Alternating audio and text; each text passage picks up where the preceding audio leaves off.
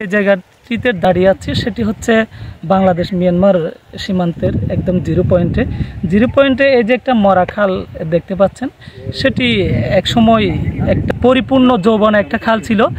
এই পার্শ্ববর্তী এখানে একদম সীমান্তের কাছাকাছি আমার নানার বাড়ি।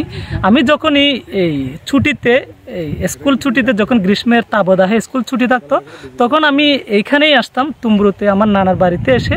এই যে একটা খাল ছিল, এইখানে কিন্তু মাথা উঁচু পানি ছিল, এইখানে আমি সাঁতার কাটছি। এইখানে আমার অনেকগুলো স্মৃতি। এইখান থেকে যে ভুট্টা, বাদাম সহ বিভিন্ন চাষাবাদ হতো, সে চাষাবাদের যে ভুট্টা এবং শিম এগুলোই সংগ্রহ করতাম, আর মিষ্টি আলু ছিল সেগুলোই সংগ্রহ করতাম। আজকে অনেক দিন পর এই তুমরু নোম্যান্স ল্যান্ডে এসে, অর্থাৎ নানার দেশে, নানার বাড়িতে এসে আমার অনেক স্মৃতি মানুষপত্রে ভেসে উঠেছে। বিশেষ করে এই খালটি একসময় এই জোয়ার বাটা হতো। এখানে নাপ নদীর একটা মোহনা, এটা আপনারা জানেন। এখানে জোয়ার বাটা হতো।